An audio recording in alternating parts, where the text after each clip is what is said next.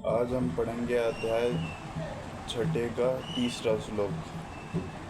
भौतिकवादी मनुष्य को हृदय को विमल करने के लिए जिन कर्मों का विधान किया जाना चाहिए उनके द्वारा शुद्ध हुआ मनुष्य ही संन्यास ग्रहण कर सकता है। शुद्धि के बिना अनायास संन्यास ग्रहण करने से सफलता नहीं मिल पाती।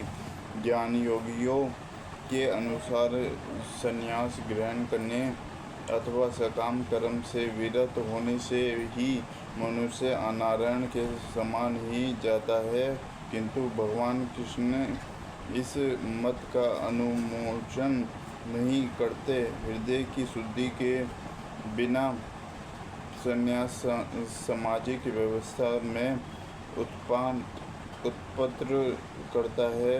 दूसरी ओर यदि कोई नियत कर्मों को न करके भी भगवान की दिव्य सेवा करता है तो वह उस मार्ग में जो कुछ भी उन्नत करता है उसे भगवान स्वीकार कर लेते हैं। बुद्धि योग सकल पूर्वक धर्म विषय यथता मनुष्य भया, ऐसे सिद्धांत की रचमात्र सफलता भी महत्व कठिनाइयों को पार करने में सहायक होती है। प्रत्येक व्यक्ति को प्रकृति से अर्जित गुणों के अनुसार विवश होकर कर्म करना पड़ता है। कोई भी एक क्षण भर के लिए भी बिना कर्म किए नहीं रह सकता। यह देहधारी जीवन का प्रश्न नहीं है, अपितु आत्मा का यह स्वभाव है कि वह सदैव सक्रिय रहता है। आत्मा की अनुपस्थिति में भौतिक शरीर हिल भी नहीं सकता। यह शरीर मृत वाहन के समान है जो आत्मा द्वारा चालित होता है, क्योंकि आत्मा सदैव गतिशील सक्रिय रहता है और वह एक क्षण के लिए भी नहीं रुक सकता। आत्मा को कृष्ण नामर्थ के सतर्क कर्म के प्रवृत्ति रखना चाहिए, अतः वह माया द्वारा शासित कार्यों में प्रवृत्ति होता रहेगा।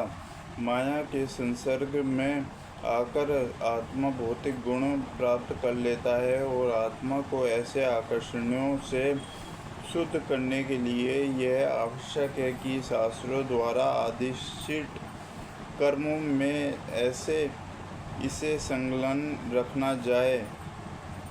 किंतु यदि आत्मा कृष्ण नामर्थ के अपने स्वाभाविक कर्म में निरंतर रहता है तो वह जो भी करता है उसके लिए कल्याणप्रद होता है। श्री भगवद द्वारा इसकी पुष्टि हुई है। यदि कोई कृष्ण नामर्थ अंगीकार कर लेता है तो भले ही वह शास्त्रोनुमोदित कर्मों को न करे अथवा ठीक से भक्ति न करे, और चाहे वह पतित भी जो जाए, जो इसमें उसकी हानि या बुराई नहीं होगी। किंतु यदि वह शास्त्रोनुमोदित सारे कार्य करे और कृष्ण भावी न हो तो यह सारे कार्य उसके लिए लाभ के हैं। कृष्ण नामर्थ के इस स्तर तक पहुँचने के लिए शुद्धिकरण की प्रक्रिया आवश्यक है। अस्त्र एवं संन्यास या कोई भी शुद्धिकारी पद्धति कृष्ण नामर्थ के चरण लक्ष्य तक पहुँचने में सहायता देने के लिए कोई उसके बिना सब कुछ व्यर्थ है। ऐसे अनेक मिथ्याचारी व्यक्ति होते ही हैं जो कृष्ण नामर्थ में कार्य तो नहीं करते किंतु ध्यान का दिखावा करते हैं, जबकि जो वास्तव में वे मन में इंद्रियों भोग का चिंतन करते रहते हैं। ऐसे लोग अपने अबोध शिष्यों को बहकाने के लिए सूक्ष्म दर्शन के लिए विषय में भी व्याख्यान दे सकते हैं, किंतु इस श्लोक के अनुसार वे सबसे बड़े पूर्व हैं। इंद्र सुख के लिए किसी भी आश्रम में रहकर कर्म किया जा सकता है, किंतु यदि उस विशिष्ट पद का उपयोग विविध विधानों के पालन में किया जाए तो व्यक्ति की कर्म आत्मशुद्धि हो सकती है। किंतु जो अपने को योगी बताते हुए इंद्रियतृप्त के विषयों की खोज में लगा रहता है, वह सबसे बड़ा पूर्व है।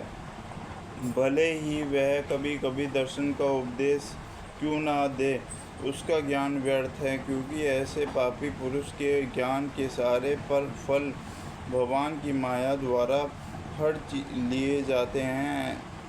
ऐसे घूर्तों का चित्त सदैव अशुद्ध रहता है, अतएव उसके यौगिक ध्यान का कोई अर्थ नहीं होता। हरे कृष्णा कृष्णा कृष्णा हरे हरे, हरे राम राम राम हरे हरे।